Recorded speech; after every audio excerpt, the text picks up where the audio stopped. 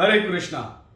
आज हम डिस्कस करने वाले हैं यूनाइटेड किंगडम यूके इंग्लैंड के अंदर nursing job versus care giver job. इस केयर गिवर को होम केयर भी कहते हैं, नैनी भी कहते हैं। तो इस जॉब वर्सेस नर्सिंग जॉब में क्या डिफरेंसेस है और इनके जॉब डिस्क्रिप्शन क्या है, इनकी सैलरीज क्या है, इनका रोल क्या है, एलिजिबिलिटी क्या है, हम सब कुछ कवर करेंगे। लेकिन हम लोग स्पेसिफिकली मेजरली आज की डेट में नर्सिंग्स को ज़्यादा प्रमोट करते हैं, तो इसलिए थोड़ा सा झुकाव मेरा नर्सिस में रहेगा। लेकिन दोनों जॉब्स का अपना अलग वैल्यू है। तो लेट्स अंडरस्टैंड।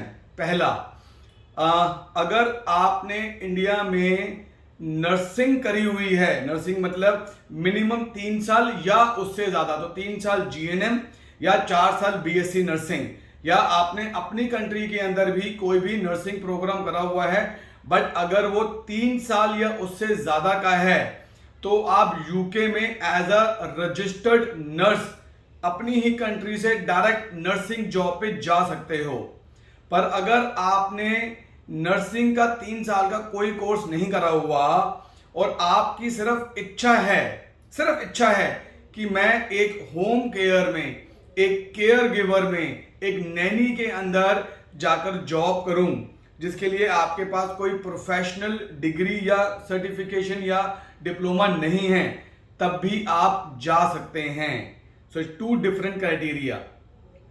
अब यहां पर एक बड़ी गलती क्या होती है, जो नर्सेज हैं, नर्सेज को यूके जाने के लिए, यूके मतलब एज अ रजिस्टर्ड नर्स जाने के लिए उनको आइल्स या ओईटी का एग्जाम देना होता है।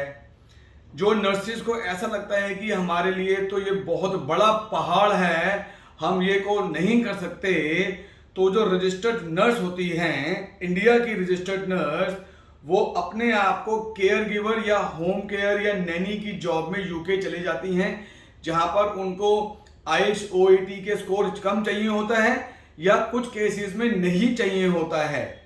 सो मेरा यहां पर पॉइंट ये है कि अगर कोई रजिस्टर्ड नर्स है और वो एज अ रजिस्टर्ड नर्स ही यूके में जाना चाहते हैं और आइल्स ओईटी नहीं है या नहीं आता, तो आप जो केयर गिवर होम केयर में 5 लाख, 7 लाख, 10 लाख, 12, 15 लाख रुपए लगाकर जाओगे, नर्सेज जॉब फ्री होती है, एब्सोल्यूट फ्री। इतना फ्री कि आप जो अपना आइल्स का एग्जाम दोगे, एग्जाम की फीस भी यूके से जो एम्प्लॉयर्स हैं हमारे साथ, वो आपको पे करेंगे। आपका यहाँ पे जो सीबीटी का एग्जाम होना है, उसकी फीस भी एम्प्लॉयर ने पे करनी है। आपके वीजा का कॉस्ट भी एम्प्लॉयर ने पे करना है। आपकी ट्रैवल टिकट भी एम्प्लॉयर ने पे करनी है। मतलब नर्स ने एब्सोल्यूट फ्री इंडिया से यूके जाना है। तो आपको क्या करना है, सिर्फ एक आइल्स की तैयारी। मैं कहता हूं कि अगर आइल्स की तैयारी आपने पूरे साल भर तक 5-6 बार एग्जाम दिया, मतलब 2 महीने तैयारी करी, एग्जाम दिया, फेल हो गए, 2 महीने तैयारी दिया, एग्जाम दिए, बैंड नहीं आए, 2 महीने तैयारी करा, एग्जाम दिया, स्कोर नहीं आ रहा, लेकिन हर एग्जाम में कुछ आपकी डेवलपमेंट, कुछ आपकी ग्रोथ होती रहेगी, लर्निंग होती रहेगी। 5-6 बार फेल भी हो जाओगे ना, उसके बाद भी अगर आपने रिजल्ट ले लिया है अपना, तो भी वैल्यू है कि 5-6 बार तैयारी और एग्जाम देने में लाख 1.5 लाख रुपए लगेगा, बट आप इंडिया में नर्स हो, वहां पर भी रजिस्टर्ड नर्स बन के जाओगे। सिर्फ इस आइल्स के अलावा बाकी सब कुछ फ्री है आपके लिए। पर अगर आप अपने आप को केयर गिवर या नैनी जॉब पे ले आते हो, तो वहां जाकर अगर आपको कोई भी एजेंट ये बोलता है कि जी वहां जाके आप नर्स बन जाओगे, तो वो आपको आधा सच बोल रहा है। पूरा सच ये है कि वहां जाकर भी आइल्स का एग्जाम देना पड़ेगा, तब जाकर आप नर्स बनोगे, ऐसे नहीं बनोगे। अब दोनों का जॉब डिस्क्रिप्शन में क्या फर्क है वो समझते हैं हम लोग। जॉब डिस्क्रिप्शन फर्क ये है कि जो नर्स होती हैं, नर्स का काम है मेडिकल ट्रीटमेंट में हेल्प करना। आप सोचें, अगर आप कहीं ओपीडी में किसी डॉक्टर को दिखाने जाते हैं हॉस्पिटल में, तो डॉक्टर के साथ नर्स होती है, केयर गिवर नहीं होते, नैनी नहीं होती। अगर आप इमरजेंसी में गए हैं तो डॉक्टर आकर सिर्फ बता देता है क्या करना है, पर बाकी सारा आपका जो ट्रीटमेंट है वो नर्स करती है। आप अगर हॉस्पिटल में एडमिट हो गए हैं तो वहां पर नर्स आकर आपको वैक्सीन देगी, दवाई देगी आपको। अगर आप आईसीयू में हैं तो वहां नर्स ही आपका पूरा का पूरा केयर कर रही होती है, नैनी नहीं, होम केयर नहीं कर रहे होते।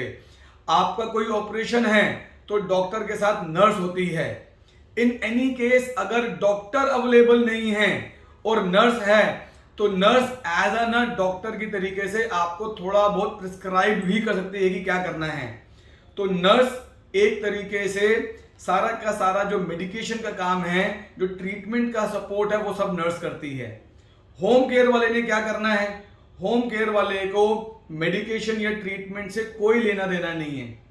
उसका काम ये है कि अगर कोई व्यक्ति बीमार है उसको स्पॉन्ज करना है, उसके कपड़े चेंज करने हैं, उसका बेड क्लीन करना है, उसको यूरिन कराना है, उसको टॉयलेट कराना है, उसको नहलाना है, उसको खाना खिलाना है, उसका खाना पकाना है, उसके लिए खाने का अरेंज करना है, उसके लिए पानी अरेंज करना है, उसको नेबुलाइजर देना है। कोई भी चीज जिसमें मेडिकेशन इन्वॉल्व नहीं है, सिर्फ आप उसकी एक केयर कर रहे हो, जैसे कोई एक घर वाले केयर करते हैं। जब भी कोई व्यक्ति हॉस्पिटल में एडमिट होता है तो पेशेंट के साथ एक घर वाला अलाउ होता है। वो घर वाला क्या है? वो होम केयर के लिए है, कि उसकी देखरेख करने के लिए। तो जब घर वाले बिजी होते हैं पैसा कमाने में, जॉब करने में, बिजनेस करने में, ट्रैवल में, किसी भी रीजन से, और वो हॉस्पिटल में नहीं रह सकते हैं, तो वो एक नैनी या होम केयर या एक जीडीओ को अपॉइंट करते हैं कि जी वो मेरे पेशेंट का ध्यान रखेंगे। लेकिन वो पेशेंट को मेडिकेशन नहीं कर सकते, वो लीगली अलाउड ही नहीं है। तो अगर आप इंडिया में एक रजिस्टर्ड नर्स हो और आप होम केयर के जॉब प्रोफाइल पे जाओगे तो वहां जाकर आप मेडिकेशन नहीं कर सकते, दैट्स इलीगल, क्योंकि आप एज अ रजिस्टर्ड नर्स नहीं हो यूके में। तो मेरी यहां पर रिक्वेस्ट क्या है? Will come to salaries also. मेरी रिक्वेस्ट अगेन ये है, अगर आप इंडिया में या अपनी कंट्री में रजिस्टर्ड नर्स हो, 3 साल का नर्सिंग करा हुआ है, तो थोड़ा सा एफर्ट करो, चाहे उसमें 6 महीने लगे, चाहे साल लगे, चाहे 2 साल लगे। आप अपने आप को आईएलटीएस प्रिपेयर कर आईएलटीएस में एलिजिबल होकर रजिस्टर्ड नर्स ही जाएं। तो let's come to the salary point. Care giver की यूके के अंदर जो सैलरी होती हैं वो एवरेज बता रहा हूं 10 पाउंड पर आवर के हिसाब से होती है। नर्सेज की जो सैलरी होती है वो होती है मिनिमम 20 एंड अबव। डिपेंड करता है कि आप कौन सी कैटेगरी के नर्स हो, कि आप एक्सरे में हो, आप आईसीयू में हो, इमरजेंसी में हो, ऑपरेशंस में हो, आप ओपीडी में हो, कौन सी वाली नर्स हो, क्योंकि नर्स के अंदर बहुत अलग अलग कैटेगरीज होती हैं। बट एटलीस्ट 20, तो almost double the salary. One other difference क्या है? आप नैनी के अंदर स्पाउस या बच्चे को लेके नहीं जा सकते हो, बट अगर आप एज अ रजिस्टर्ड नर्स जा रहे हो तो आपके साथ आपका स्पाउस, आपके साथ आपके बच्चे आपके साथ जा सकते हैं। तो ये कितना बड़ा पॉइंट है कि पूरी की पूरी फैमिली ही नर्सेज के साथ शिफ्ट होती है, ट्रांसफर हो जाती है। नर्सेज की जो ड्यूरेशन मिलता है कॉन्ट्रैक्ट, वो एटलीस्ट एवरेज 3 साल का कॉन्ट्रैक्ट होता है, जो कि रिन्यूएबल होता है, लाइफ टाइम रिन्यू होने के लिए। पर अगर कोई नर्स जा रही है तो वो अपने सेकंड कॉन्ट्रैक्ट में, मतलब जैसे ही उसने यूके में 5 साल करे, वो अपनी परमानेंट रेसिडेंसी नर्स अप्लाई कर सकती है। सो नर्सेस अगर हैं तो वो नर्सेस जॉब पे जाएं, अगर वो नर्स नहीं हैं तो इच्छा है होम केयर में जाने के लिए तो वो होम केयर में जाएं। हम लोग नर्सेस की एम्प्लॉयमेंट की पूरी कंसल्टेशन करते हैं A to Z। आप इंडिया से कैसे आईएलटीएस ओईटी करो उसकी ट्रेनिंग भी देते हैं, आप इंडिया में कैसे बाकी एग्जाम अपीयर करो हम उसकी ट्रेनिंग भी देते हैं। हम इंडिया से ही आपको यूके में रजिस्टर्ड नर्स बनाते हैं।